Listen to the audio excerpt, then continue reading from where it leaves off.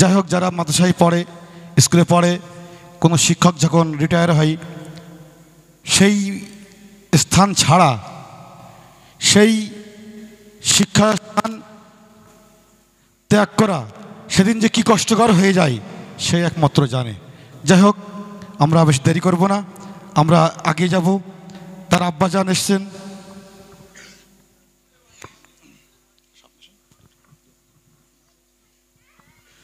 তাঁর আব্বাজান এসছেন, তাঁর বাল্য জীবনের শিক্ষকও আছেন।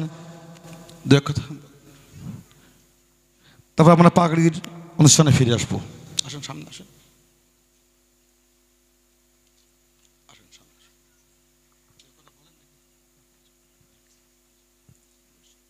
আচ্ছা, আকাশে পাগড়ি দাও। আসেন,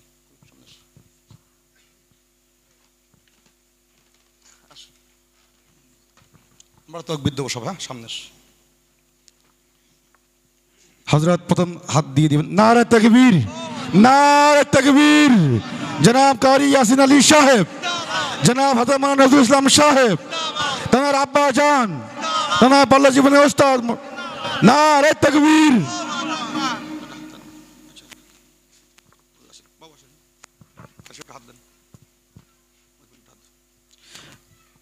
নারে তাকবীর, নারে তাকবীর।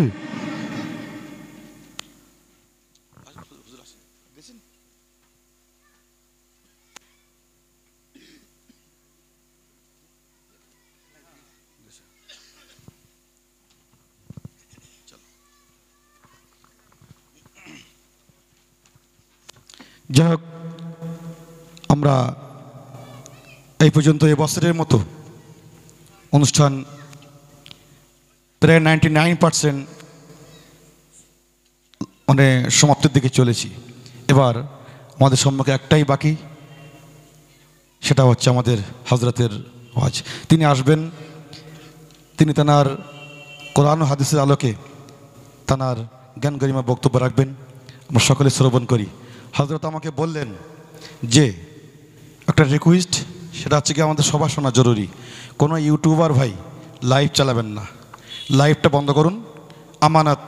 আপনারা রেকর্ডিং করুন, পরে লিখে ছেড়ে দেবেন, কিন্তু লাইভ উনি বারণ করছেন, লাইভ চালান না। আপনারা রেকর্ডিং করুন। ধন্যবাদ আপনাদের সমস্ত ইউটিউবার ভাইদেরকে, কারণ এটা প্রচার প্রসার। এখন আমাদের সম্মুখে বক্তব্য রাখবেন জনাব হযরত মাওলানা ইয়াসিন আলী সাহেব হুজুর। যারা দাঁড়িয়ে আছেন, আচ্ছা চট বিছাও, সদস্য কারা আছো ওই পিছনে চট বিছিয়ে দাও। যে সমস্ত ভাইজান আমার দাঁড়িয়ে আছেন, নিচে আসেন, নিচে আসেন ভাই। 1টা পর্যন্ত হবে, 1টা পর্যন্ত, তারপরে ইনশাআল্লাহ শেষ করে দেবো। তাবারুকের ব্যবস্থা আছে, আগে বলে দিই। হুজুর একটুখানি আগে আসেন, তাহলে ভালো। জি,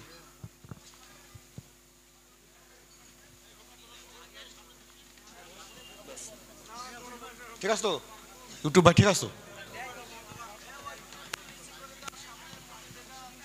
জি। কি তুমি স্টেজে চলে এসো, আমাকে দেখবে আমার পাশে।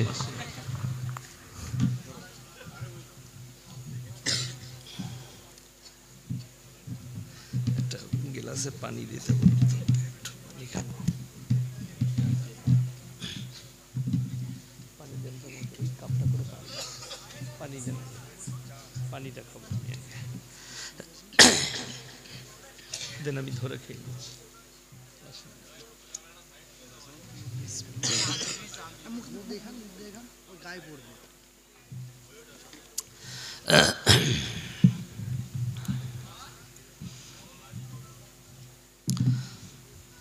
আসসালামু আলাইকুম।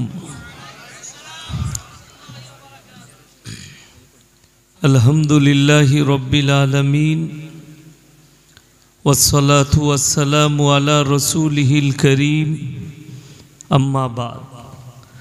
ফাউজ বিল্লাহি মিনাশ শাইতানির রাজীম, বিসমিল্লাহির রহমানির রহিম।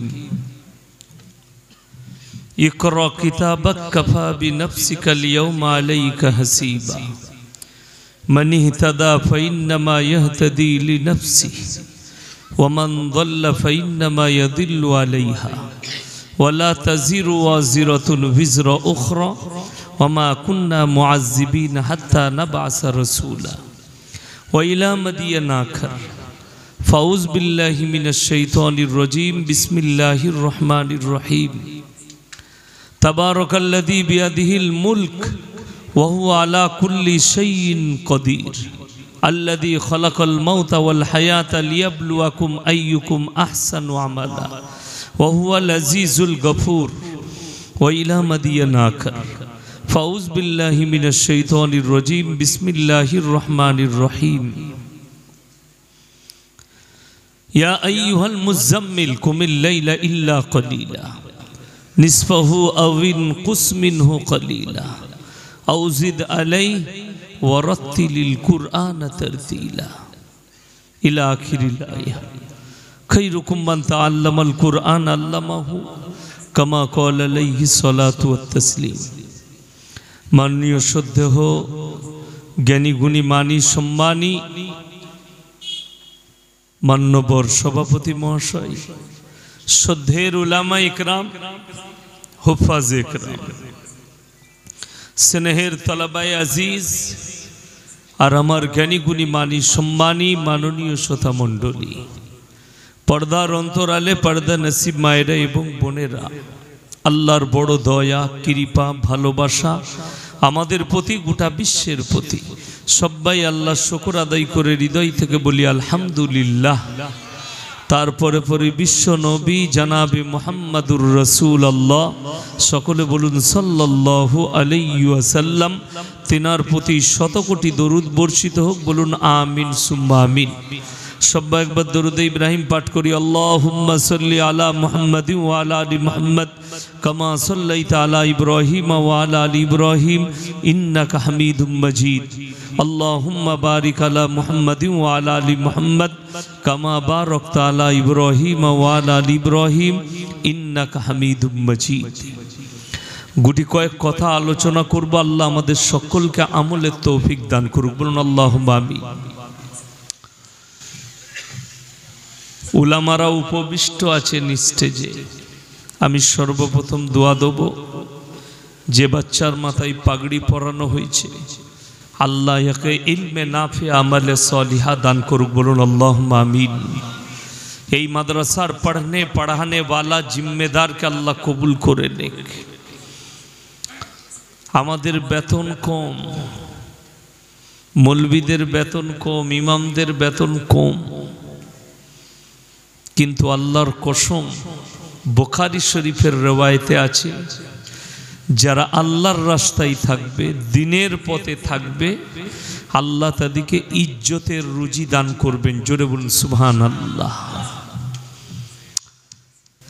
টাকা পয়সা, ধন দৌলত, গাড়ি বাড়ি, ব্যবসা বাণিজ্য যাদের আছে, যাদের মনে হচ্ছে টাকায় সব কিছু, যাদের মনে হচ্ছে বড় লোক হলে সেই সব কিছু, যাদের মনে হচ্ছে রাজা বাদশা হয়ে গেলে, নেতা মন্ত্রী হলে, চেয়ার পেলে, মিলিটারি থাকবে, বডিগার্ড থাকবে, কারুর ওয়াই ক্যাটাগরির বডিগার্ড, কারুর জেড প্লাস, কারুর নিজস্ব বডিগার্ড, গাড়িতে লাল বাতি এলে পোঁ পোঁ করে ঘুরবে, লোকরা তাকাবে, সাথে নামবে। এটা যদি শিক্ষার হয়, জানার হয়, এটা কত মূল্যবান। তুরস্কের মানুষকে জিজ্ঞেস করো, ভূমিকম্পে যাদের সব স্তব্ধ করে দিয়েছে, সব স্তব্ধ করে দিয়েছে, এরদোগানের মতো রাজা, তাকে এই যুগের অটোমান বলা হচ্ছে, অটোমান সুলতানের সঙ্গে তুলনা করা হয়েছে। সেরকম একটা বাদশা এরদোগান, তয়েফ এরদোগান হাফিজে কোরআন, চোখ দিয়ে পানি ফেলা ছাড়া আর কোনো উপায় নাই, আল্লাহর কাছে প্রার্থনা ছাড়া কোনো উপায় নাই। পৃথিবীর মানুষকে আল্লাহ একটা বড় এই ভূমিকম্পের দ্বারা শিক্ষা দিয়েছে। কালকে পরশু পেপারে দেখার পরে, মোবাইলে দেখার পরে চোখের পানি বেরিয়ে এলো, আল্লাহ কতটা শক্তিশালী। মানুষ বুঝে না, পৃথিবীর মানুষ আল্লাহকে চিনতে পারে না। বিল্ডিং ধসে গেছে, একটা 5 বছরের বাচ্চা মেয়ে ছেলে তার 2 বছরের ভাইকে উবুড় হয়ে ধরেছে, দুজনই বেঁচে আছে, এতটুকু আল্লাহ খরচ দেয়নি। জোরে বলুন সুবহানাল্লাহ। এটা হচ্ছে আল্লাহর কুদরতি। আমি যাকে রাখবো পৃথিবীর কেউ তাকে মারতে পারবে না। মায়ের গর্ভ থেকে সন্তান জন্মগ্রহণ করেছে, ওই স্তূপের মধ্যে মা মারা গেছে, বাচ্চা সুরক্ষিত, মাসুম বাচ্চা হচ্ছে মাসুম।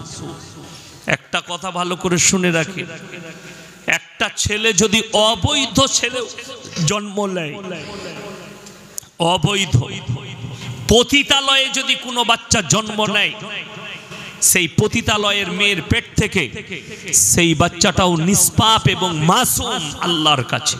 সে পাপী নয়, সেই মেয়েটার ছেলেটা পাপী, কিন্তু তার পেটের সন্তানটা আল্লাহর দিয়া নিয়ামত, আল্লাহ পাঠিয়েছেন, তারা পাপ করেছে, তারা পাপের জন্য আল্লাহর কাছে ফল পাবে, কিন্তু বাচ্চাটা মাসুম এবং নিষ্পাপ। জোরে বলুন সুবহানাল্লাহ।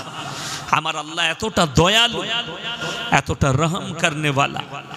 আমি আপনাদেরকে একটা একটা করে বলবো, আমি আজকের এই সভায় সব থেকে বড় মুসাফির আমি। কাল আমি এক প্রান্তরে ছিলাম, আজকে আমি এক প্রান্তরে আমাকে আল্লাহ এনেছেন। কাল আমি মুর্শিদাবাদের হাজারদুয়ারি থেকে আরো 15 কিলোমিটার দূরে ছিলাম, জিয়াগঞ্জের কাছে। আজকে আমি আপনাদের কাছে। এটাই আল্লাহর নীলা খেলা। আমি মানুষকে এক প্রান্তর থেকে আর এক প্রান্তর পৌঁছাই। আমি ইচ্ছা করলে ভালো মন্দ, কল্যাণ অকল্যাণ, দুঃখ কষ্ট, হায়াত মত, সবের মালিক হচ্ছেন একমাত্র আল্লাহ। এটা সবাই বিশ্বাস করব, বলুন ইনশাআল্লাহ। পৃথিবীতে বাকি কেউ নেই। আপনারা দেখেছিলেন খবরে, যারা বেঁচে আছেন, যারা বুদ্ধিজীবী, 2012 সালে একজন লন্ডনের পপ বৈজ্ঞানিক বলেছিলেন, পপ বৈজ্ঞানিক, 72 ঘন্টার মধ্যে পৃথিবী ধ্বংস হয়ে যাবে। আপনারা শুনেননি? দুনিয়াটা আছে না ধ্বংস হয়ে গেছে? আছে। আমি সেই সময় মুর্শিদাবাদের মাটিতে বলেছিলাম, সোশ্যাল মিডিয়া ছিল না, নাইলে মানুষ শুনতো। যে বলেছে 72 ঘন্টার মধ্যে পৃথিবী ধ্বংস হবে, 72 কেজি গাঁজা খেয়ে বলেছে। সে কি পণ্ডিত জানি না। কেন? যারা কোরআনের ওপরে বিশ্বাস রাখে, আমরা উলামারা, আলেমরা, যাদের ঈমান মজবুত, যারা আল্লাহর ওপরে বিশ্বাস রাখে, কোরআন তাদের জন্য দিয়েছে। আমরা কখনো গাঁজাখোরদের কথা বিশ্বাস করব না।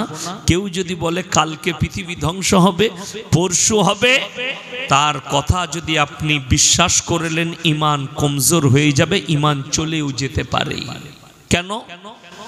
কোরআন বলছে, ইন্নাল্লাহা ইনদাহু ইলমুস সাআহ ওয়া ইউনাজ্জিলুল গায়থ ওয়া ইয়ালামু মা ফিল আরহাম ওয়া মা তাদরি নাফসুম মাযা তাকসিবু গাদা ওয়া মা তাদরি নাফসুম বিআইয়ি আরদিন তামুত ইন্নাল্লাহা আলিমুন খবীর। হে আমার বিশ্বনবী, পৃথিবীর মানুষকে বলে দাও, কিয়ামত কবে হবে আমি আল্লাহ ছাড়া পৃথিবীর কেউ জানে না। মায়ের গর্ভে বেটা আছে না বিটি, বিকলাঙ্গ না কালো, বধির আছে না ভালো আছে, আমি আল্লাহ ছাড়া কেউ জানে না। কার কোথায় মৃত্যু হবে, কার কোথায় রুজি মেপেছি, কতটা মেপেছি, কোথায় কত মিলিমিটার বৃষ্টি বর্ষণ হবে, আমি আল্লাহ ছাড়া পৃথিবীর কেউ জানে না। জোরে বলুন সুবহানাল্লাহ। আল্লাহ এটা পৃথিবীর মানুষের জন্য নসিহত করলেন, তোমরা গাঁজাখোর নেমো খারামের কথা বিশ্বাস করো না, এসব আমি জানি। কিয়ামতের আলামত আল্লাহ বলেছেন নবীজিকে। কখন কিয়ামত হবে বুঝতে পারবে, কিয়ামত কাছে আসছে বুঝতে পারবে। নবীজি ভবিষ্যৎবাণী দিয়েছেন কিছু, এই আলামতগুলো দেখলে তোমরা বুঝতে পারবে যে কিয়ামত কাছে এসেছে। 1 নম্বর বলে দিই আজকে, ইসলামের প্রতি অনীহা, কোরআনের প্রতি অনীহা। তার কয়েকটা দলিল আর প্রমাণ দিয়ে যাব। আমাকে সেদিনে মেদিনীপুরে আপনার মেছেদার কাছে একটা জলসাই এক যুবক প্রশ্ন লোকে দিয়েছে, যে মৌলবীরা, যে হুজুররা রেট করে পয়সা নিয়ে জলসা করছে, এটা কি জায়েজ হবে? আমি চ্যালেঞ্জ ছুড়েছি গোটা পশ্চিম বাংলার মানুষকে, 24 পরগনার মানুষকেও চ্যালেঞ্জ ছুড়ে যাচ্ছি। এই শওকতের বেটা ফ্রি জলসা করবে, তোমরা খালি ইমামের প্রতি ইনসাফ করে দেখিয়ে দাও। যারা নিজেদের ইমামের প্রতি ইনসাফ করে না, তুমি ইয়াসিনের প্রতি কি ইনসাফ করবে? কথা বুঝতে পারেননি? যারা ইমামকে 20,000 বেতন দিতে পারে না, যদি বলে ইমামকে 20,000 কেন দেবো, খুব দামি কথা। মৌলবীকে কেন 20,000 টাকা বেতন দেবো? তুমি মাস্টারকে প্রশ্ন করেছো? তুমি সকাল 11টায় ক্লাস শুরু হয় 11:30টায়, 3টের সময় ঘর চলে যাও, 50,000 বেতন।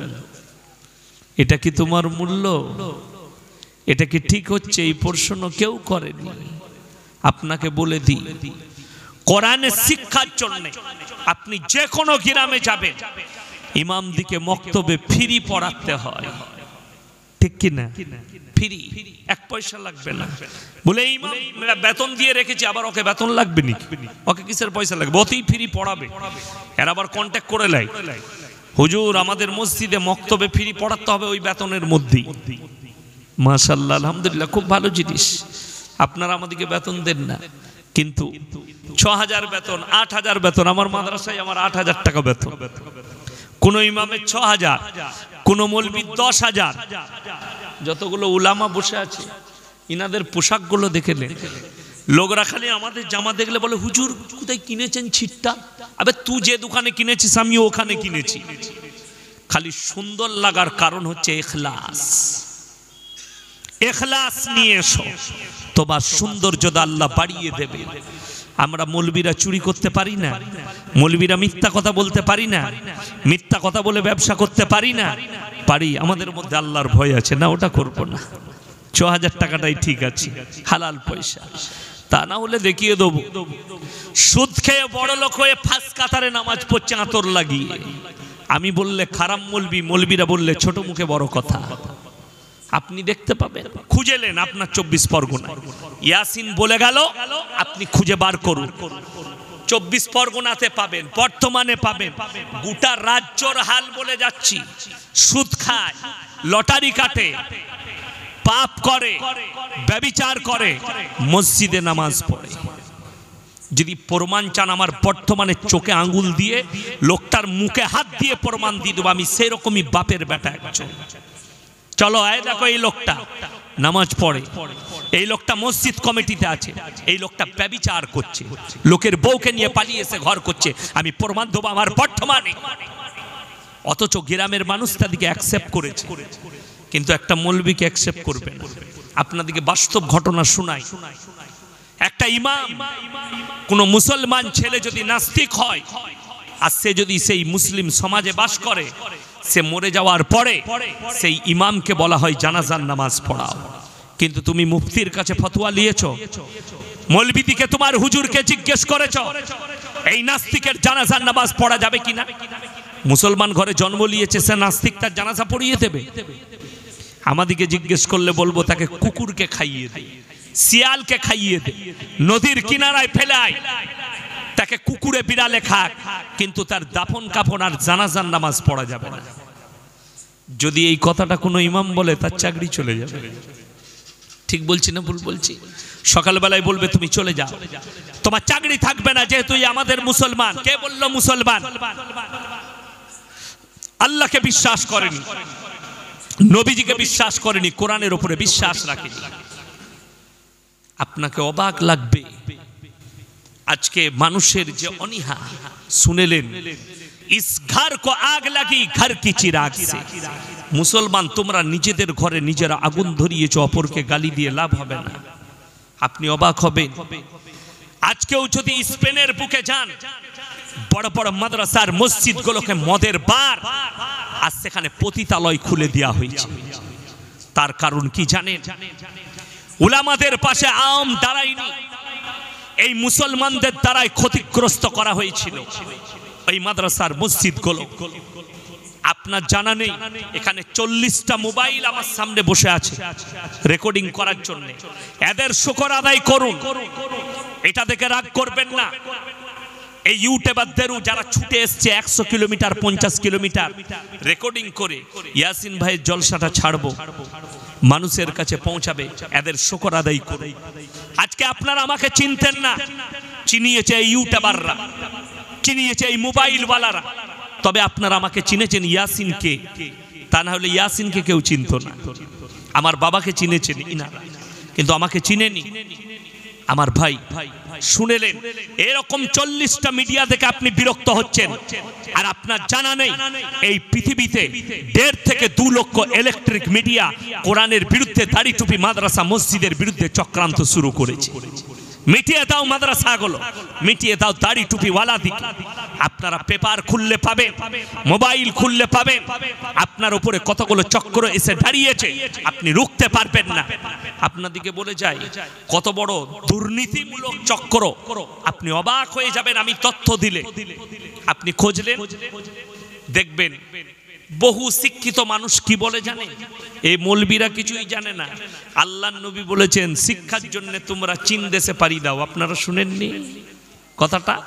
লোককে বলে এটা হাদিস, আমি 24 পরগনার মাটিতে বলে গেলাম এই হাদিসটা বুখারী, তিরমিজি, আবু দাউদ, ইবনে মাজাহ কোথায় আছে? নাসাই শরীফ। ওই শিক্ষিত দিকে বলে যায় একবার আমার মোবাইলের হোয়াটসঅ্যাপ নম্বর পাবে ইউটিউব থেকে, নাইলে আমাকে লাস্টে জিজ্ঞেস করে নেবে, আমাকে ইবারত সহ আর হাদিসের নম্বর সহ পাঠাবেন, আমি তার জুতোর মালা পরব। এটা হাদিসই নয়, নবীজির নাম করে তহমত লাগানো হয়েছে, যাতে করে এদের মেয়েদিকে আর বিবিদিকে রাস্তায় আনা যায়, বেপর্দা করা যায়। আমি আপনাদেরকে বলে যাই, এটা হচ্ছে শিক্ষিতদের ব্রেন ওয়াশ। মুসলমানদের ব্রেন ওয়াশ করো, আর তাদের মা বোনকে রাস্তায় নিয়ে এসো। তারা যেন কলেজে গিয়ে বেল্লনাপনা করে, তারা যেন ইউনিভার্সিটিতে গিয়ে বেল্লনাপনা করে। আর আমাদের মতো মৌলবীকে জিজ্ঞেস করে, আমার বিবি স্কুলে চাকরি করে, পর্দার সহিত যায়। পর্দা মানে বুঝেছিস? বোরকাটাকে পর্দা কে বলল? হিজাবটাকে পর্দা কে বলল? হিজাব শালীন পোশাক, যার দ্বারা ইজ্জত ঢাকা যায়। বোরকা শালীন পোশাক, যার দ্বারা ইজ্জত ঢাকা যায়। পর্দা মানে হচ্ছে একটা নারী তার 4 দেওয়ালির বাইরে যাবে না। আজকে ইসলামকে কিভাবে বিকৃত করা হচ্ছে বলে দিই। আপনাদের গোটা 24 পরগনা, হাওড়া, হুগলি, বহু জায়গায় স্টেজেতে গজলের প্রতিযোগিতা হয় না? হয় না? 18-20 বছরের বালিকা মেয়েরা এসে এখানে স্টেজেতে প্রকাশ্যে সমস্ত মানুষের সামনে তারা গজল পাঠ করে। এটা জিজ্ঞেস করেছেন কোন মুফতিকে, এটা সারাসার হারাম এবং নাজায়েজ কাজ। সেই মেয়েটাকে দেখে 10টা যুবক যখন বলবে, মনে মনে ভাববে, তার মনেতে ফিলিংস আসবে, এই মেয়েটার সঙ্গে ব্যভিচার করতে পারলে ভালো হতো। ওই মেয়েটাও পাপী, যারা প্রোগ্রাম দিয়েছে তারাও পাপী, আর ওই ছেলেটারও মনেতে তার নফসে জিনা হলো। কিন্তু আমাদের দেশ তো মৌলবীর কথাই চলে না, হারামখোরের কথাই দেশ চলে। আমি বললে খারাপ, আমরা মৌলবীরা বললে অপরাধী না। আপনারা নেতা চুজ করতে পারেন। একটা ইমাম রাখতে গেলে আপনারা কাকে খুঁজেন? মাতালকে না গাঁজাখোরকে? কথা বলেন না? খুঁজবেন একটা আলেম, জিজ্ঞেস করবেন হাফেজ কিনা, আলেম কিনা, যোগ্যতা কতটা আছে মানুষ জানতে চায়। কিন্তু আপনি সমাজের একজন নেতা হিসাবে যাকে মানবেন, তার যোগ্যতা জানবেন না। লোকটা হারাম খায় না, মদ খায় না, পাপ করে না, জিনা করে, সমাজের লোক তাদেরকে অ্যাকসেপ্ট করে। আজকে আমি চ্যালেঞ্জ ছুড়ে বলে যাচ্ছি, আমাকে অনেকজন ভালোবাসে। বাংলাদেশে হাজার হাজার মানুষ আমার ভালোবাসার লোক আছে, দোয়া করে। আজকে একজন বাংলাদেশের প্রবাসী কাতার থেকে ফোন করেছিল, হুজুর আমি আপনাকে মহব্বত করি, ভালোবাসি আল্লাহর জন্য, আপনার বয়ান ভালো লাগে, সবকিছু মেনে নিলাম। কালকেই যদি আমি ইয়াসিন বলি, তোমাদের সেবা করব, তোমাদেরকে হালাল রাস্তা দেখাবো, আমার মতো মৌলবী ভোটে দাঁড়িয়েছে, আমাকে ভোট দাও, সমাজের লোক বলবে তুমি ইয়াসিন নোংরা হয়ে গেছো। কেন? বাস্তব কথা বলেছেন, আপনি বলবেন রাজনীতি নোংরা। কথাটা বুঝতে পেরেছেন না? বলে না সমাজের লোক। আপনারা বলবেন এক্ষুনি, আমি যদি বলি কালকে ভোটে দাঁড়াচ্ছি, আপনারা বলবেন, অনেক যারা আমার ভালোবাসার মানুষ আছে, হুজুর দাঁড়াবেন না, রাজনীতি নোংরা। আপনি বলবেন রাজনীতি নোংরা, এতে মৌলবীদের যাওয়া ঠিক নয়। দামি কথা বলেছেন, আপনি তাইলে নিজের মুখে আপনারা প্রকাশ করছেন রাজনীতিটা ভারতের নোংরা, এখানে মৌলবীদের যাওয়া ঠিক নয়, সেখানে কারাপশন হয়, চুরি হয়, ডাকাতি হয়, মিথ্যা কথা হয়। কোরআন শুনেলেন এরপরে, আমি গাঁজাখুরি বকতে আসিনি। কোরআন বলছে আতিউল্লাহ ওয়া আতিউর রাসূল ওয়া উলিল আমরি মিনকুম ফাইন তানাজাতুম ফি শাইইন ফারুদ্দুহু ইলাল্লাহ। হে আমার নবী বলো, তোমরা যদি আল্লাহ এবং রাসূলের পরে যাকে নেতা সিলেক্ট করবে আগে লক্ষ্য করবে তার মধ্যে ইলম আছে কিনা, হারাম হালাল আছে কিনা, তার মধ্যে ইসলামী জ্ঞান আছে কিনা, তারপরে তোমরা নেতা সিলেক্ট করবে।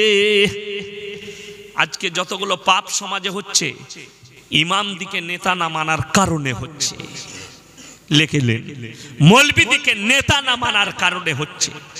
আপনাকে দেখিয়ে দেবো, সমাজে বিবাহ হয়, বিবাহতে হারাম কাজ, সমাজে খাতনা হয়, খাতনায় হারাম কাজ, সমাজে মানুষ মরে গেলে কতগুলো হারাম কাজ হয়। কেন? উলামাদের সংস্পর্শে না থাকার কারণে, মাদ্রাসা মসজিদের সংস্পর্শে না থাকার কারণে।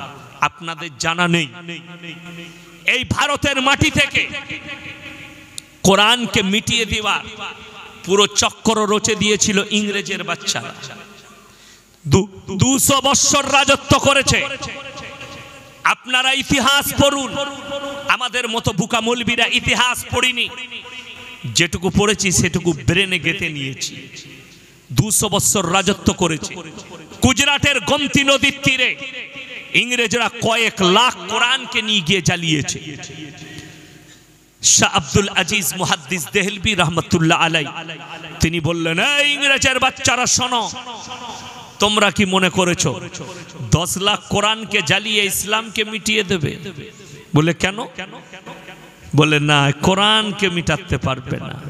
বলে আমরা ভারতের নয় পৃথিবীর কোরআনকে মিটাতে চাই।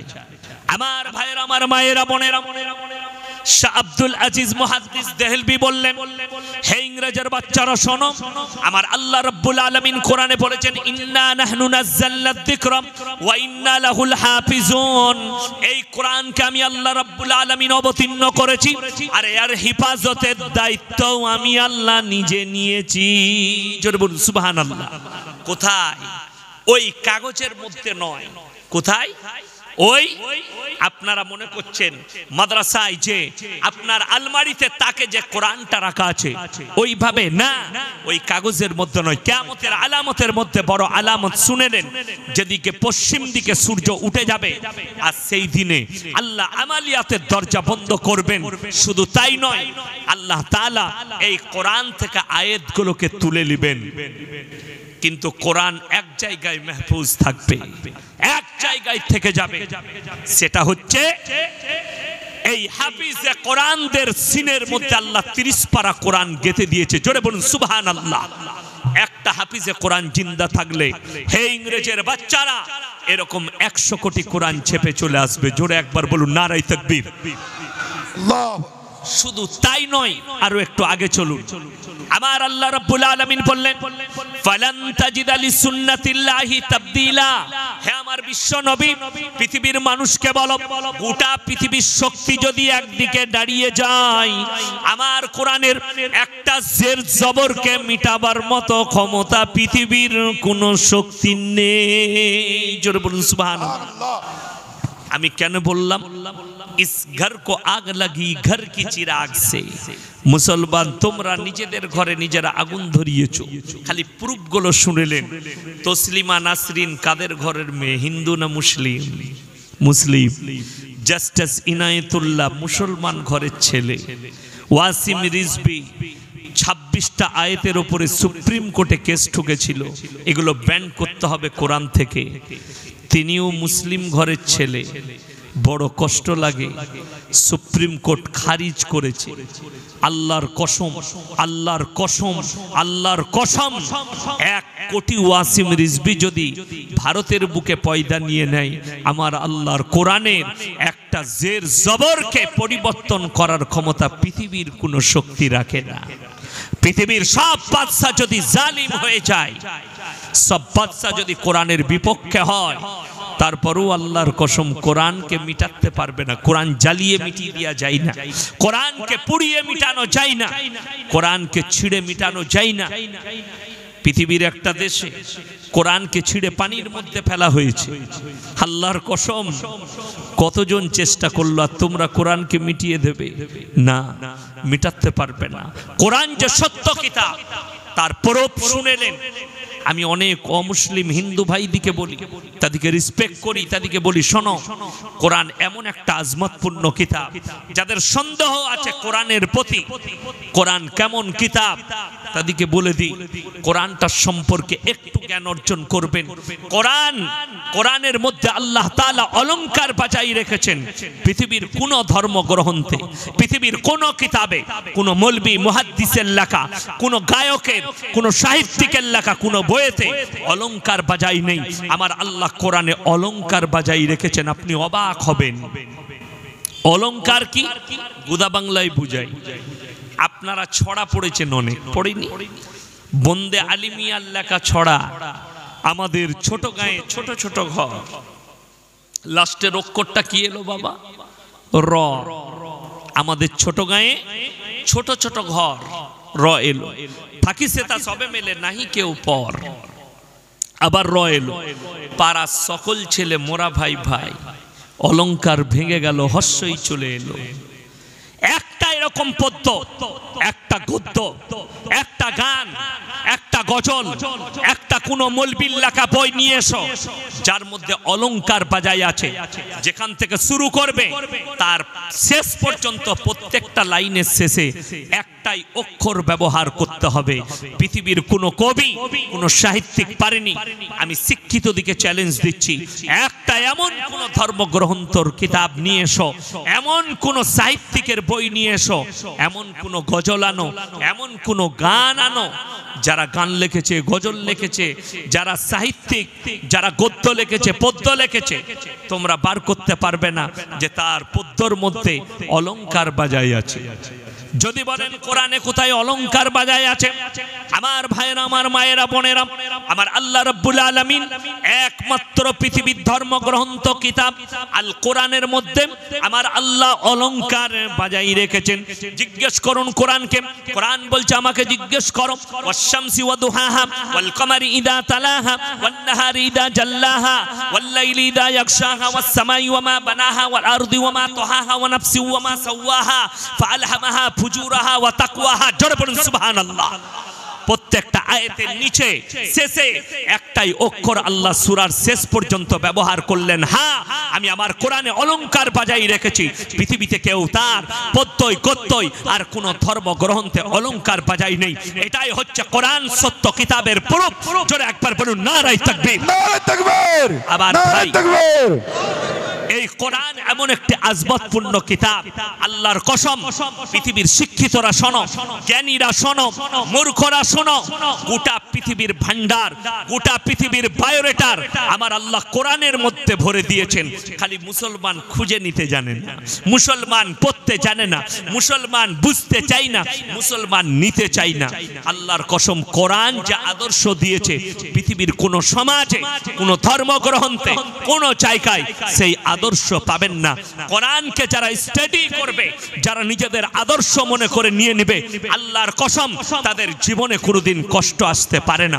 আপনার কাছে মৃত্যু তো আসবে, আপনার কাছে বালা মুসিবত আসবে না, আপনার কাছে তো আপনার মৃত্যুর ডাক দেবে, কিন্তু আপনার মধ্যে আপনার ইমানের ক্ষতি করবে না। কোরআন হচ্ছে ইহদিনাস সিরাতাল মুস্তাকিম, এ তুমি সিধে রাহ দিখায়েঙ্গে, এটাই তোমাকে সত্য পথে নিয়ে যাবে, সঠিক পথে নিয়ে যাবে। কোরআনের যে ওয়েট, কোরআনের যে ওজন, আপনি শুনলে অবাক হবেন। আপনার বাড়িতে যে কোরআনটা আছে, ওই কোরআনটা দাঁড়ির উপরে চাপালে হয় 1.5 কেজি হবে, তা না হয় 2 কেজি হবে, তা না হয় 5 কেজি। হয়তো পৃথিবীর সব থেকে বড় কোরআন তুরস্কের লাইব্রেরিতে আছে, যেটা 5 কুইন্টাল ওজন। আমার ভাই, এর থেকেও এগুলো কোরআনের ওয়েট, মানে হচ্ছে কাগজের ওয়েটটা। যে কাগজটার মধ্যে ছাপা হয়েছে তার ওয়েট, ওই জন্য কোনোটা 1.5 কেজি হয়, কোনোটা 3 কেজি, কোনোটা 1 কেজি হয়, কোনোটা 5 কেজি হয়, তার কাগজের ওয়েট হিসাবে হয়। যদি কোরআনকে জিজ্ঞেস করো, কোরআন তোমার ওজন কেমন, কোরআন বলছে আমাকে জিজ্ঞেস করো, লাউ আনজালনা হাদাল কুরআন আলা জাবালিল লারাইতাহু খাশিয়াম মুতাসাদ্দিয়াম মিন খাশিয়াতিল্লাহ। হে আমার বিশ্ব নবী, আমি যদি এই কোরআনটাকে পাহাড়ের ওপরে অবতীর্ণ করিতাম, আমার ভয়ে পাহাড়টা চূর্ণ বিচূর্ণ হয়ে যেত। জোরে বলুন সুবহানাল্লাহ। আমি উম্মতে মুহাম্মাদীকে ভালোবেসে দান করেছি, তোমাদের বোঝা দরকার। এত বড় আজবতপূর্ণ কিতাব পৃথিবীর বেঈমান কাফেরদের তাদের ঘেরা টোপে মুসলমান পড়ে যাচ্ছে। আপনার ঈমান, মুসলমানদের ঈমানটা কোন জায়গায় আছে জানেন? আপনাদের দেশে কচু পাওয়া যায় না? মাংসের সাথে রান্না করে, মাছের সাথে রান্না করে কচু আমরা বাঙালিরা খাই। কচু পাতা দেখেছেন? কচু পাতার উপরে পানি দিলে থাকে না পড়ে যায়? পড়ে যায়, টলমল করে। মুসলমানের ঈমানটা এক্স্যাক্টলি ওই জায়গায় দাঁড়িয়ে আছে। যে কোনো সময়, যে কোনো মুহূর্তে আপনার ঈমান পড়তে পারে। বেঈমানদের খপ্পরে পা রাখলি, শুনেলেন কতগুলো আপনার ঈমানকে ধ্বংস করার অস্ত্র এবং রায় দিয়ে ফেলেছে ভারত সরকার, কতগুলো দিয়েছে। আমি একটা ছোট্ট ঘটনা শোনাই। আমি যখন গুজরাট মাদ্রাসা জামিয়াতুল কিরাত কাফলেতায় পড়াশোনা করি, তো আমি ছিলাম আর আমার সাথী একজন মারা গেছেন, কারি আলামিন, বুড়ি পুকুরে বাড়ি, আল্লাহ জান্নাতি করুক। আমার খুব ক্লোজ বন্ধু ছিল, এক বিছানায় শুতাম। তো আরো অনেকজন ছিল, 24 পরগনার ছেলে, একসাথে থাকতাম। তো সেখানে একটা লন্ডনের ছেলে ভর্তি হলো। শুনেলেন পরিবেশ কাকে বলে? আপনারা মনে করেন লন্ডনে মুসলমান আছে, ইমানদারও আছে, কিন্তু শুনেন পরিবেশ যেখানকার যেমন, পরিবেশ কত খারাপ হয়। মুসলমানের ছেলে ভর্তি হয়েছে, তো সে গোসলখানায় যায়, বালিক ছেলে। প্রত্যেক দিন দেখি গোসল করে ন্যাংটো আসে কামড়ে, বালিক ছেলে, সব বেরিয়ে গেছে। আমরা অভিযোগ করলাম অফিসে, কারি ইসমাইল সাহেবকে, যে হযরত हमारे बाजू में रहता है, ये नंगा आता है नहा के। बोले क्या बात कर? हमने जी नंगा आता है। ওকে জিজ্ঞেস করা হলো, তাদের লন্ডনের পরিবেশী তার মা বাপের সামনে, বোনদের সামনে ন্যাংটো ঘুরে বেড়ায়। জোরে বলুন না নাউজুবিল্লাহ। কিন্তু আপনি এমন একটা পরিবেশে বাস করছেন, তাকে বুঝানো হলো এটা শরীয়তে হারাম, ये जायज नहीं है, ये हमारे लिए शोभा नहीं है, इज्जत को ढकना ये बहुत बड़ी बात है। তাকে বুঝানো হলো, সে পরিবেশ পেল, তার মধ্যে ফিলিংস এলো যে সত্যিকারই আমি যেটা করছি এটা খারাপ। কোনো ছেলেটাই ন্যাংটো ঘুরে না, আমি ন্যাংটো চলে আসি কামরায়, আমি বালেগ হয়ে গেছি, আমাকে দেখে হাসে। এই ফিলিংসটা আসার পরে, তাকে বুঝানোর পরে সে বুঝতে পেরে গেল। আজকে শুনেলেন এই লন্ডন, আমেরিকা, জাপান, জার্মান থেকে শুরু করে এই মাদ্রাসাগুলো ভারতে থাকার কারণে, এই উলামাদের খিদমতে, কোরআনের বাদাউলাতে আপনাদের ঈমান অনেকটা টিকে আছে। যেদিনে মাদ্রাসায় তালা পড়ে যাবে জেনে রেখে দিবেন, যেদিনে এই মাদ্রাসাগুলো চুরমার করে দেওয়া হবে, ডজার দিয়ে ভেঙে দেওয়া হবে, আমি চ্যালেঞ্জ ছুড়ে বলে গেলাম মরে যেতে পারি। আমাদের পরের জেনারেশন যারা যুবক আছো, তারা শুনে রাখো, আমি মরে যাওয়ার পরেও আমার কথাটা লাকিরের মতো এই ইউটিউব আর সোশ্যাল মিডিয়ায় ভাসবে। তোমরা মনে মনে করবে ইয়াসিন সাহেব বলে গেছিল মুসলমান আর মুসলমান থাকবে না, সব বেঈমানে পরিণত হয়ে যাবে, এরা কুকুরের মতো হয়ে যাবে। কেন?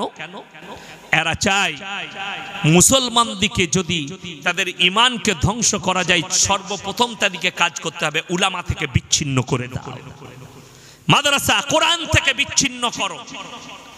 তার এক একটা আদর্শ বলে দিই আজকে, দেখবেন আমাদের সমাজে সূক্ষ্মভাবে ঈমানটা কিভাবে নষ্ট করছে। আপনি যে কোনো ডাক্তারখানায় যাবেন, যে কোনো হসপিটালে যাবেন, সেখানে যদি বলেন স্যার আমার একটা বাচ্চা হয়েছে আর একটা বাচ্চা নেব মনে করছি, তারা কি বলবে জানেন? প্রথম কথা, এই বোকা ছেলে মানুষ, জানো ছোট পরিবার সুখী পরিবার, এটা কিন্তু শিক্ষিতদের ভাষা। ছোট পরিবার সুখী পরিবার। তোমরা আর বাচ্চা নিও না। আমার ভাই, আপনি অবাক হবেন, সরকার এই ষড়যন্ত্রও রেচে দিয়েছে আপনার বিরুদ্ধে। পার্লামেন্টে রায় হয়ে গেছে, একটা বক্স বন্ধ হয়েছে বাবু। আমার ভাই, আমাদের দেশে পার্লামেন্টে সই হয়ে গেছে, সুপ্রিম কোর্ট রায় দিয়েছে, এই ভারত স্বাধীন ভারতে একটা মেয়ে, যে কোনো ধর্মের ভারতের মেয়েরা তারা 150 থেকে 53 দিন পর্যন্ত পেটের বাচ্চাকে নষ্ট করতে পারে, অপরাধ নয়। জোরে বলুন নাউজুবিল্লাহ। এ সমাজ ব্যবস্থা ভেঙে যাবে, শুধু মুসলিম নয়, গোটা ভারতের সমাজ ব্যবস্থা ভেঙে যাবে। আমার আল্লাহ রাব্বুল আলামিন 1400 বছর আগে বলেছেন, ওয়ালা তাকতুলু আওলাদাকুম খাশিয়াতা ইমলাক নাহনু নারযুকুহুম ওয়া ইয়াকুম। তোমরা দরিদ্রতার ভয়ে তোমাদের আওলাদকে কতল করো না। আজকে এরা রায় দিয়েছে, তোমরা 6 মাস পর্যন্ত বাচ্চাকে নষ্ট করে দাও। এই রাস্তাঘাটে আমি বলেছি, কলকাতায় আর আপনার বর্তমানে যতগুলো বড় বড় টাউন আছে, ডাস্টবিন রাখা আছে ময়লা ফেলার জন্য, ওগুলোই আর ময়লা থাকবে না, ওগুলোই ভ্রূণ আর বাচ্চা পড়ে থাকবে। এমন একটা দিন ভারতে আসতে চলেছে। আপনার আমার ছেলে মেয়েরা, নবীজি 1400 বছর আগে বলে গেছে, কিয়ামতের আলামত তখন বুঝতে পারবে, কিয়ামত কাছে, রাস্তাঘাটে কুকুরের মতো জিনা করবে। জিনার টাইম আসছে। আজকে ইংরেজি কত তারিখ? 11, 14 ফেব্রুয়ারি। কি বুঝলেন? Valentine day. কি বুঝলেন? Propose day. ছেলেরা প্রপোজ করবে নিজের প্রেমিককে। রিলেশনশিপটা এমন একটা জায়গায় দাঁড়াবে, এদের কাছে মুসলিম হোক কিংবা হিন্দু হোক, দলিত হোক কিংবা আদিবাসী হোক, খ্রিস্টান ইহুদিদের কথা তো ছেড়েই দেন, তাদের কোনো জাতপাত নেই। কিন্তু আমাদের দেশে হিন্দুদেরও সংস্কৃতি আছে, মুসলিমদেরও আছে।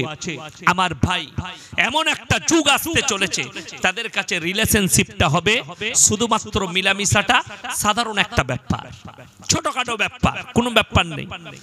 আজকে এর সঙ্গে মিলামিশা করলাম, কালকে আরেকজনের সঙ্গে।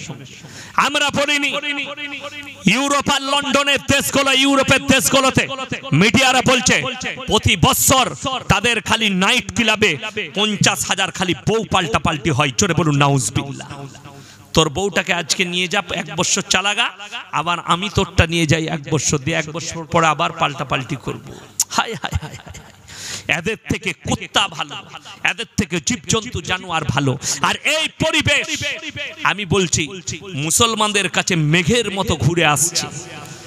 আর যেটুকু বেঁচে আছেন এই উলামা, মাদ্রাসা, মসজিদ, কোরআন, নামাজ, রোজার আর জলসা জুলুসের কারণে বেঁচে আছে।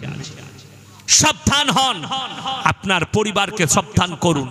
আমাদের সমাজের লোককে জিজ্ঞেস করুন, সকাল বেলায় যারা দামি দোকানে চা খায় কলকাতায়, শিক্ষিত দিকে জিজ্ঞেস করুন মুসলমানদেরকে কিভাবে গুমরা করা হয় শুনে নেন। বলে যে মুসলমানরা মার খাচ্ছে কেন? বলে এদের কাছে এডুকেশন আর শিক্ষা নেই বলে। এটা হচ্ছে দুর্নীতিমূলক কথা। 1 নম্বর হচ্ছে মুসলমানের কাছে দ্বীনি শিক্ষা নাই। শুনেছেন কোন মৌলবি লাঠি নিয়ে মারামারি করতে গেছে? কথা বলেন না। কোন মৌলবি বোমা নিয়ে মারামারি করতে গেছে ইমাম সাহেব? শুনেছেন? না, শুনতে পাবেন না। আল্লাহ আমাদের মধ্যে ইলম দিয়েছে, আর সব থেকে বড় জিনিস যেটা, সবর এবং ধৈর্য ধারণ করার ক্ষমতা দিয়েছে। সবর এবং ধৈর্য ধারণ করার ক্ষমতা। আমি মুর্শিদাবাদে ছিলাম, নাম করব না। আমাকে বললে হুজুর আপনাকে মাগরিবের পরে চাপাবো। আমি বললাম ঠিক করে বলো। জি মাগরিবের পরে চাপাবো। আমি ড্রাইভারকে বললাম বাবা ঘুমানো যাবে না, ভোর 4টায় ঢুকেছি, ফজরের নামাজ পড়েছি, বৃহস্পতিবার গোসল করে বেরিয়ে গেছি, জুম্মার নামাজ পড়েছি রাস্তায়, 250 কিলোমিটার রাস্তা, সেখানে মাগরিবের আগে ঢুকলাম। বলছে হুজুর আপনাকে দিলে লোক পালিয়ে যাবে, দেবো না, আপনাকে লাস্টে দেবো। আমি তাদেরকে বললাম আমি ওয়াদা খিলাফকারী বক্তা নয়, কিন্তু এটা যদি আমি তোমাদিকে বলতাম যে বাবা আমি যেতে পাচ্ছি না, তোমরা আমাকে মা বোন তুলে গাল দিতে। আমরা কিন্তু পারবো না, আল্লাহ আমাদেরকে ইলম দিয়েছে, আমরা নবীর ওয়ারিস, আমরা পারি না। আমি প্রমাণ দেবো 10টা এরকম আমার ডায়েরিটা এনে। কালকে জলসা, আজকে ফোন করছি, বাবা কোন দিকে যাব? হুজুর জলসা হবে না। মুর্শিদাবাদের মাটিতে আমি 220 কিলোমিটার চলে গেছি, আর মাত্র 10-15 কিলোমিটার বাকি আছে। চা খেতে দাঁড়িয়েছি, বাবু 1 টাকা রাস্তা খরচ দেয়নি, কোন দিকে ঢুকবো? হুজুর বলতে ভুলে গেছি জলসাটা হবে না। বাড়ি ফিরে এসেছি, একটা কথা বলিনি। আমি বলেছি আল্লাহ তোমাদের মঙ্গল করুক, আল্লাহ ভালো করুক। এই ভাষাটা যদি একটা বক্তা বলে, আমাদের সমাজের লোক আমাদেরকে মা বোন তুলে গাল দেয়। সেদিনে আমার শরীর খারাপ ছিল, সেলাইন চলেছে আমার, সেলাইন চলেছে আমার 24 ঘন্টা নয় 48 ঘন্টা। আমার বাড়িতে আমার ভাইরা ভাই ডাক্তার বর্ধমানের চেম্বার ক্যান্সেল করে আমার কাছে ছিল আমার বাড়িতে। আমি উঠতে পারিনি, এত পায়খানা, বমি, জ্বর, 5টা লেপ ঢাকা দিয়েছিল, তারপরও আমার কাঁপুনি কম হয়নি। আল্লাহ সুস্থতা দান করেছে। যাদের জলসা ছিল তাদের বিশ্বাস হয়নি, মৌলবীর ঘরে চলে এসছে। যে আলেমকে বিশ্বাস করে না, সেই আলেমের জলসা শুনে কি করবে? আমার বাড়িতে এসছে, হুজুর মিথ্যা কথা বলছে নাকি? বড় কষ্ট লাগলো, আমি বুকে ব্যথা পেলাম। আল্লাহ এই কওমকে হিদায়েত দাও, যারা নবীর ওয়ারিসের উপরে বিশ্বাস রাখতে পারে না। আমি তাদেরকে বললাম, বাবা আমি পয়সার লেগে জলসা করলে বিশ্বাস করুন 3টে করে দাওয়াত পাবো। আমার কাছে একদিন থাকলে বুঝতে পারবেন, প্রত্যেক দিন 500টা কল আসে, আমি ফোন তুলতে পারি না। মাদ্রাসার ক্লাসে থাকলে ফোন তুলি না। আমি আমার পিএকে দিয়ে দিই, কথা বলে এত কথা বলতে পারবো না, ব্রেন হ্যাং হয়ে যাবে। 3টে করে ডবল জলসা করার জন্য বলে, কিন্তু আমাকে কেউ অনুরোধ করবেন না। আমার কাছে ডবল জলসা করা হারাম। আমি আমার নেচারে জানি, আমি ডবল জলসা করতে চাই না। একটা আমার প্রিয় মানুষ এই বছরে বহু পায়ে হাতে ধরে দাওয়াত দিয়েছে, হুজুর আপনার আব্বার সঙ্গে আমার আব্বার বন্ধুত্ব, আপনার আব্বার ক্লোজ ফ্রেন্ড। আমার আব্বাজি ডেকে বললে, বাপ এটা করে দাও। আমি বললাম আমার মিজাজের খিলাফ। বলে তোমাকে আমি বাপ হিসাবে অনুরোধ করছি। আমার বাপের অনুরোধে এই 23 সালে একটাই ডবল জলসা নিয়েছি, তাও বলেছি তারা যারা আগে দাওয়াত দিয়েছে তারা ছাড়বে, তারপরে তোমার কাছে পৌঁছাবো। তাতে রাত 2টোই ছাড়লে 3টেই পৌঁছাবো, 4টায় ছাড়লে 5টায় পৌঁছাবো। আগে যারা দাওয়াত দিয়েছে তাদের কাছে আমাকে ডবল দাওয়াত বলবেন না। আমি নিতে পারি, পয়সা ইনকামের জন্য না, কখনো করব না। আমার জীবনে যেন আল্লাহ এই দিনটা দেখাতে না দেয় যে ডবল করে জলসা করব। আপনাদের কাছে যেন ফুল টাইম দিতে পারি, দোয়া করবেন, জোরে বলুন ইনশাআল্লাহ। আমার ভাই একটা কথা বলে দিয়ে, আমরা নবীর ওয়ারিস। আপনারা চায়ের দোকানে মৌলবীদের সমালোচনা করেন আমাদের উলামাদের, আর আমরা নামাজের পার্টিতে তালবিলিম দিকে নিয়ে ফজরের পরে দোয়া করি, আল্লাহ তুমি কওমের মুসলমানদের জানের মালের ইজ্জতের বরকত দাও। জোরে বলুন সুবহানাল্লাহ। আমাদের মুখ থেকে দোয়া বের হয়, আর আপনাদের মুখ থেকে সমালোচনা বের হয়। রাস্তায় থাকলে মাঝে মাঝে চোখ দিয়ে পানি আসে মুসলমান ভাইদের জন্য। যখন শুনি কোনো মুসলমানকে পিটিয়ে মেরে দিয়েছে, তুরস্কের মুসলমানদের দেখে বুকে ব্যথা হচ্ছে, চোখের পানি আসছে। আল্লাহ যারা মারা গেছে তাদেরকে শহীদের মর্তবা দাও। সকলে জোরে বলুন আল্লাহুম্মা আমিন। আমিন।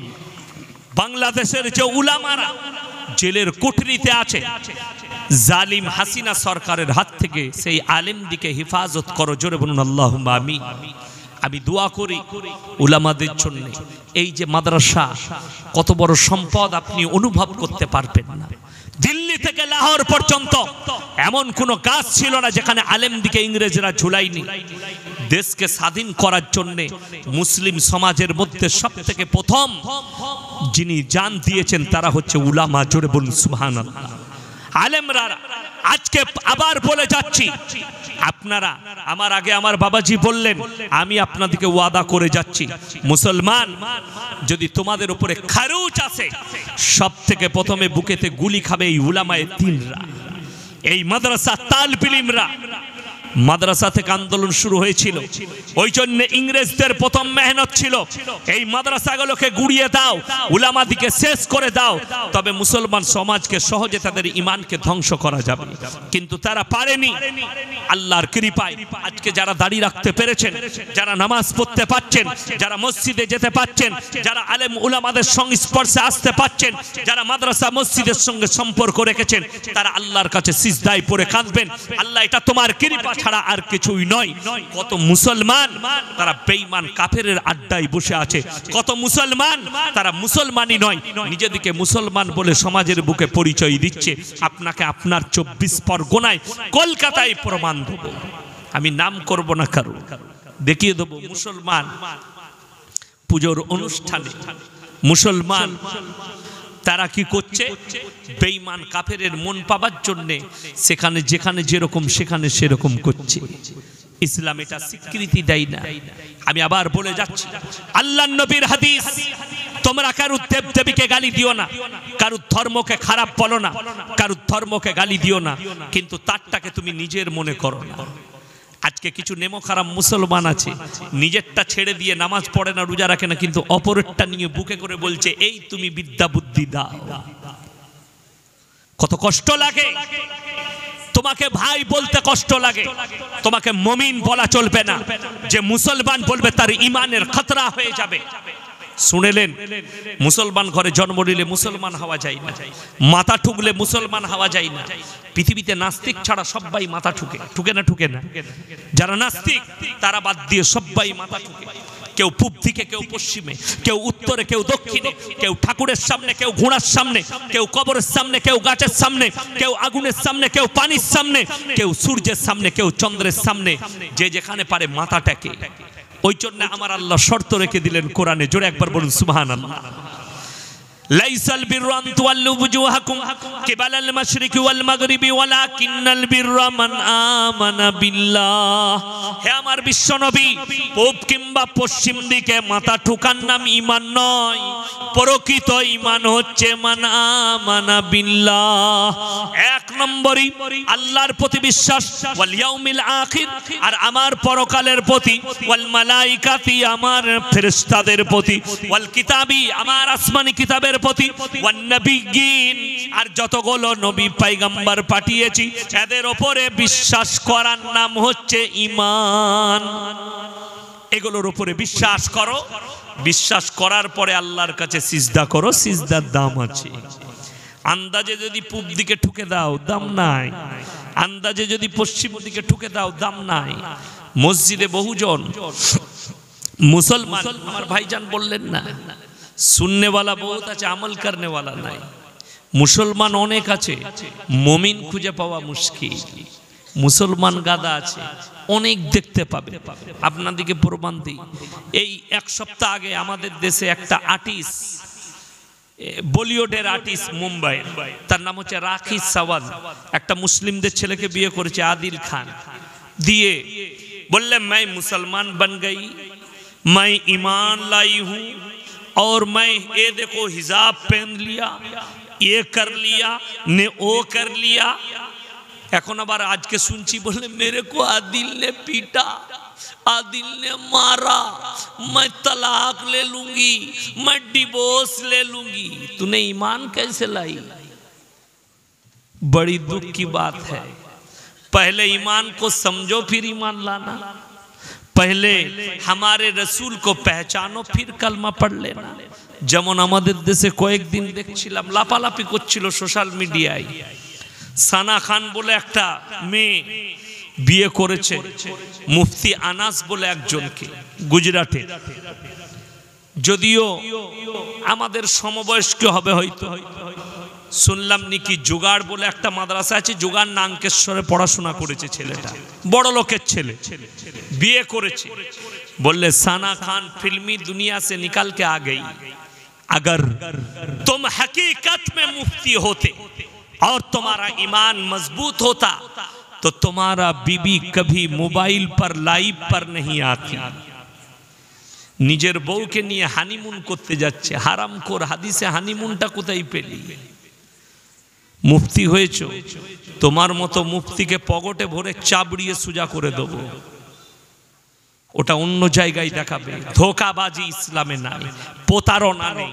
ওই জন্য যারা মনে মনে করছেন হুজুর বর্ধমান থেকে এসছে, দারুন হুজুর, আমার মতো 100টা মৌলবি ধরা পড়বে, 100টা মুফতি ধরা পড়বে যারা দিনকে বিক্রি করে খেয়েছে।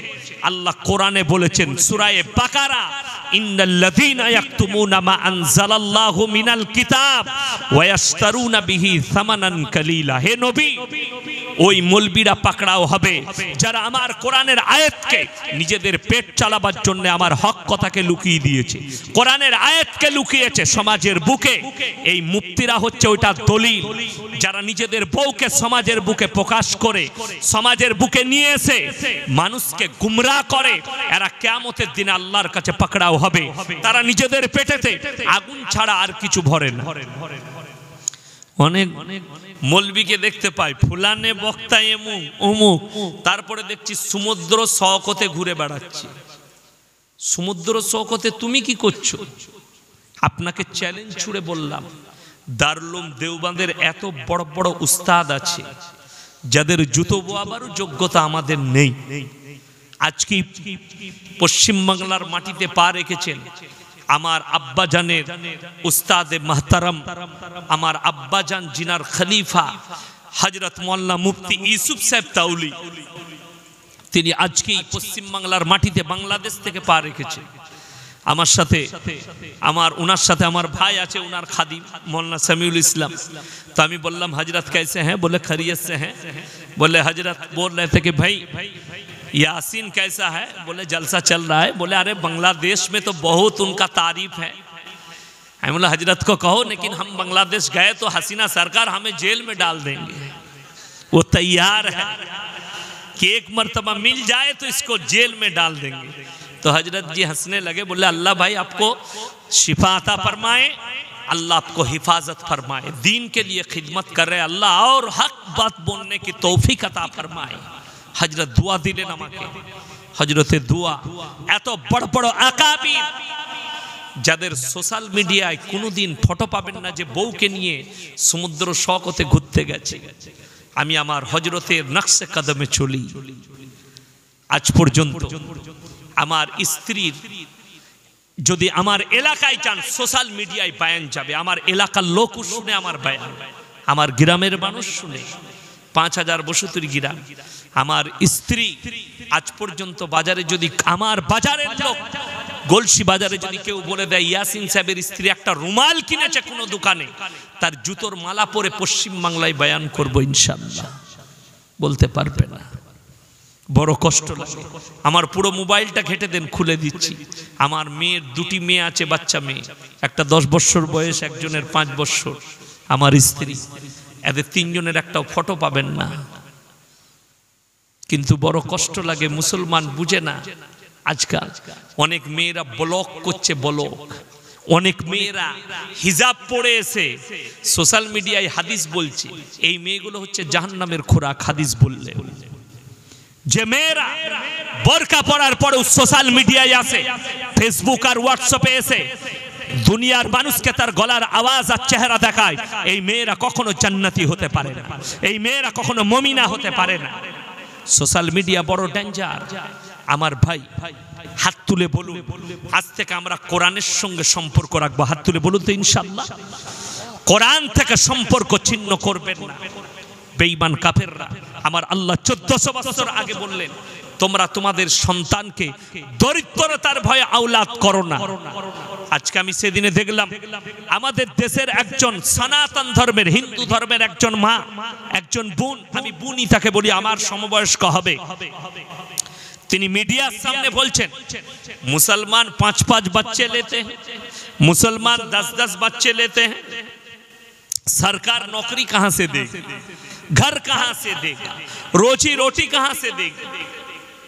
सबसे पहली बात तो यह है मेरे बहन, तुम्हें भगवान पे विश्वास है नहीं, और हम हमारे अल्लाह पे विश्वास करते हैं कि रोजी देने वाले हमारे अल्लाह है। सुनो, यही सोच तुम जो सोच ले रहे हो, যারা শিক্ষিত সমাজের মানুষ আছেন তারা ভালো করে শুনবেন। যারা মনে করছেন জনসংখ্যা বেড়ে যাচ্ছে, জন্ম নিয়ন্ত্রণের প্রয়োজন আছে, তারা তুরস্কের মানুষকে বলো ইনজেকশন দিয়ে জন্ম নিয়ন্ত্রণ বন্ধ করে দে। এরকম খালি 4টা জালজালা আর ভূমিকম্প দেবে, তোমার কম মিটে যাবে, তোমার নাসালকে আল্লাহ মিটিয়ে দেবে সেকেন্ডের মধ্যে। তোমার এই ভাবনাটা তোমার বাবা মা, তোমার পূর্বপুরুষ, তারা যদি এই ভাবনাটা নিত, তুই আর দুনিয়া সূর্যের মুখ দেখতিস না। এই ভাবনাটা যদি তোর পূর্বপুরুষরা নিত, আমাদের দেশের প্রধানমন্ত্রী জি আপনি প্রধানমন্ত্রী থাকতেন না, অমিত শাহ জি আপনি গৃহমন্ত্রী হতেন না, যোগীজি বাপের 5 নম্বর সন্তান, মোদিজি বাপের 4 নম্বর সন্তান, যোগীজি 4 নম্বর, मोदी 5 नंबर। यदि आपनादेर बाबा माँ, आपके बाप और आपके माँ यही सोच ले लेते हैं कि अगर एक बच्चा से ज्यादा नहीं लेंगे तो मोदी जी आप हमारे देश के प्राइम मिनिस्टर नहीं होता, दुनिया में भी नहीं आती, लेकिन नहीं लिया। क्यों? के भगवान पे विश्वास था। लेकिन आप लोग चोर हैं, डकात है, देश को लुटेरे लोग। अगर देश को लूटने लगे तो फिर कहां से कम नहीं पड़ेगा। যারা এলআইসিতে পয়সা রেখেছিলেন তারা রেডি হয়ে যান, দিয়েছে ঘোগলা করে আদানি 36,000 কোটি।